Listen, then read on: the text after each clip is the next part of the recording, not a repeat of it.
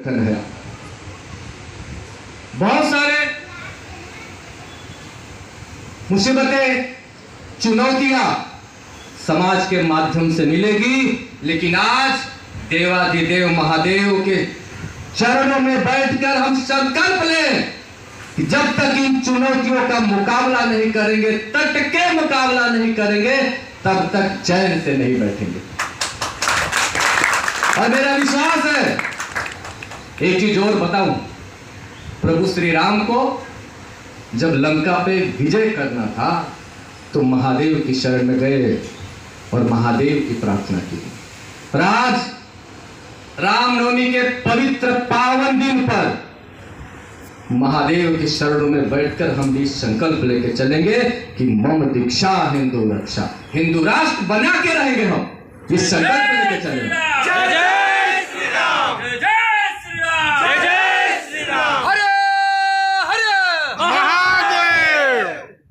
जब तक इस देश में धर्मांतर, गौ हत्या, लव जिहाद समाप्त नहीं होगा, एक एक राम सैनिक चैन से नहीं बैठेगा। और मुझे विश्वास है, अगर राम सैनिक चैन से नहीं बैठा तो बहुत लोगों की नींदें भी हराम हो जाएगी। याद रखिए, आज इस देश की 135 करोड़ जनता को सोचना चाहिए कि जो 9 साल की बच्ची को बेगम समझे और जो 9 साल की बेटी को मां समझे, वो दोनों भाई भाई नहीं हो सकते। ये दोनों का अंतर इस देश की जनता को समझना होगा कि 9 साल की बेटी बेगम है या 9 साल की बच्ची मां दुर्गा है। इसका भी अंतर समझना पड़ेगा, फिर हम भाई भाई कैसे हो सकते। गाय को पहला रोटी देने वाला और गाय के मांस से रोटी खाने वाला कभी भाई नहीं हो सकता। इस बात का संकल्प लेकर चलना पड़ेगा। आज महादेव के सानिध्य में हूं, एक बात गांठ बांध के जाइएगा आप यहां से। जब गाय उनकी माता नहीं तो हमारे भाई कैसे?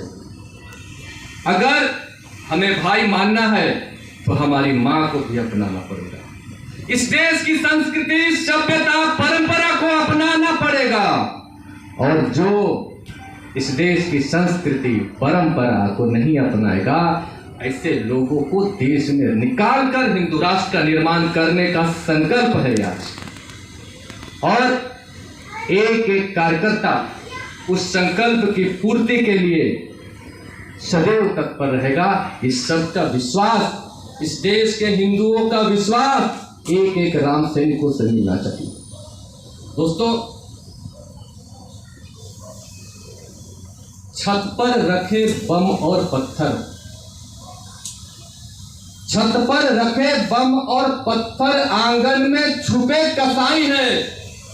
जो भारत के टुकड़े चाहे कैसे कह दूं कि मेरे भाई, कैसे कह दूं मेरे भाई है, जो कहे इस देश के टुकड़े होंगे हजार, इंशाल्लाह इंशाल्लाह, ऐसे लोगों को मैं मेरा भाई कैसे मानूं? ये कौन सा भाईचारा जिसमें चारा सिर्फ हम बने? ये कौन सी गंगा जमुना तहजीब, कौन सी सभ्यता लेके चले हम लोग? भाई भाई मानते रहे, हमारा गला कटते रहा। लव जिहाद से पीड़ित ये समाज, धर्मांतर से पीड़ित ये समाज को बचाना होगा। और ये बचाएगा कौन? जब हमारे अंदर वो संकल्प आए, मम दीक्षा हिंदू रक्षा। जात पात की करो विदाई, हिंदू हिंदू भाई भाई। और इस संकल्प के साथ अगर हम बढ़ेंगे तो निश्चित हम हिंदू राष्ट्र की जो संकल्पना है हम पूरा करेंगे। आने वाला जो समय है, याद रखिएगा, बहुत भीषण समय आएगा अगर हम अपने आप को तटस्थ रख लिए। आने वाली पीढ़ी आपसे पूछेगी जब देश में लव जिहाद चल रहा था, इस देश में धर्मांतरण चल रहा था, इस देश में गौ हत्या चल रहा था, तो आप कहां थे? और ये हमारे बाद की पीढ़ियां पूछेगी तो हम क्या बताएं कि उस समय कुरुक्षेत्र में हम घर बैठे थे? हम बताएंगे हम उस समय अपने विचारों के साथ लड़ रहे थे, कुरुक्षेत्र में तटस्थ नहीं थे, हम युद्ध भूमि में थे। इसके लिए रामसेना का निर्माण हुआ। क्या बताएंगे उनको? और वो पूछेंगे हमसे, आने वाली पीढ़ियां पूछेगी हमसे कि उस समय कहां थे जब ट्रक में भर के गौ माता का हत्या हो रही थी, लाखों हजारों हमारी बहन बेटियों का धर्मांतरण हो रहा था? क्या जवाब दोगे? आपका परिवार सुरक्षित तभी रहेगा जब आप उनको अपने संस्कार से, अपने धर्म से सुशिक्षित करें। याद रखिए, आप कितना भी कमाए, मैंने ऐसे बहुत सारे लोगों को देखा है, करोड़ों रुपया है, लाखों रुपया पड़ा है, लेकिन एक समय आया जब लाखों करोड़ों रुपया छोड़ के भागना हो। कश्मीर का देख लो, 30 साल पहले की कहानी है, भागना पड़ा। किसके लिए कमाए थे? अगर उसी समय उन्होंने शस्त्र उठा लिया होता तो कश्मीर से मेरे हिंदुओं का पलायन नहीं होता। हमने उनको संस्कार नहीं दिया। आज रामनवमी के पवित्र पावन दिन पर सभी प्रमुख कार्यकर्ताओं के सानिध्य में मैं बताऊंगा कि जल्द ही हम त्रिशूल दीक्षा का भी कार्यक्रम बड़े जोरों शोर से करेंगे। हर एक राम सैनिक एक हाथ में शस्त्र, एक हाथ में शास्त्र, एक हाथ में माला और एक हाथ में भाला लेके समाज की रक्षा, हिंदुओं की रक्षा के लिए सदैव तत्पर रहेगा। ऐसे राम सैनिक बनाएंगे। आपका माला आपके आध्यात्मिक उन्नति के लिए और आपका भाला आपके परिवार और राष्ट्र के उन्नति के लिए रहेगा। इतना संकल्प लेके चले। कुछ लोग बोलेंगे ये हो पाएगा, ये कर पाएंगे? मैं एक बात बता दूं, हम करें या ना करें, आने वाला समय तय करेगा कि अपने संकल्प की प्राप्ति के लिए हम कितना तत्पर थे। लेकिन हमारे ही बीच में नई पीढ़ी आएगी, हमारे बाद की जनरेशन आएगी, हमारे विचारों से प्रेरित होकर हिंदू राष्ट्र के निर्माण के लिए काम करेगी। दोस्तों, ये लोग उस समय भी हंसे होंगे जब मेरे आराध्य, इस राष्ट्र के आराध्य मर्यादा पुरुषोत्तम श्री राम ने संकल्प लिया था कि निश्चर ही न करहु महि।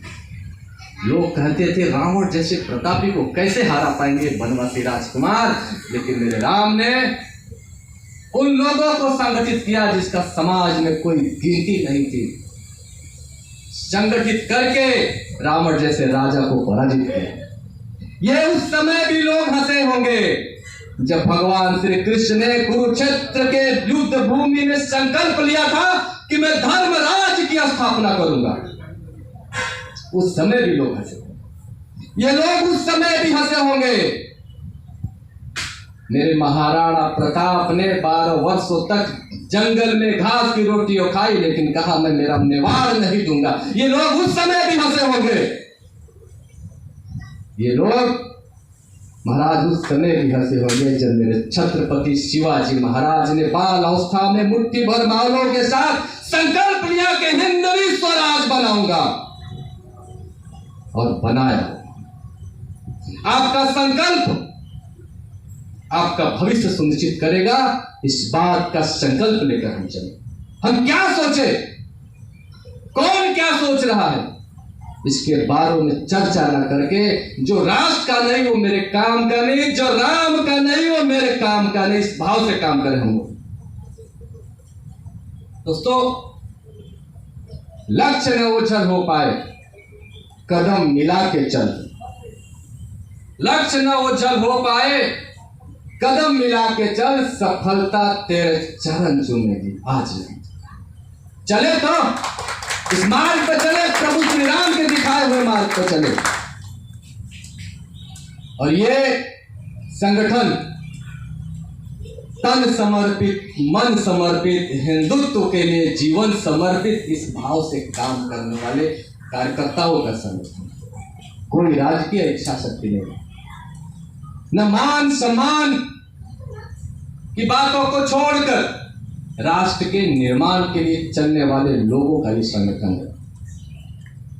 कि आंधियां चलने लगी, आंधियां चलने लगी, ज्वार को पैदा करो, कंठ में क्रंदन नहीं, हुंकार को पैदा करो, फिर सजने लगी है कुरुक्षेत्री समय की भूमिका है। अर्जुन तुम गांडीव में हुंकार को पैदा करो। कुरुक्षेत्र का युद्ध अभी समाप्त नहीं हुआ है। जब तक हिंदू राष्ट्र की स्थापना नहीं होती, मेरे राम राज्य की स्थापना नहीं होती, तब तक हमारा संकल्प और कुरुक्षेत्र की लड़ाई दोनों समाप्त नहीं होगा। आज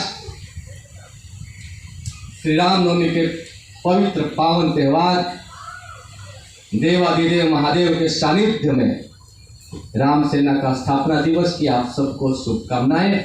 जाते जाते हे भारत के राम जगो, मैं तुम्हें जगाने आया। जय जय।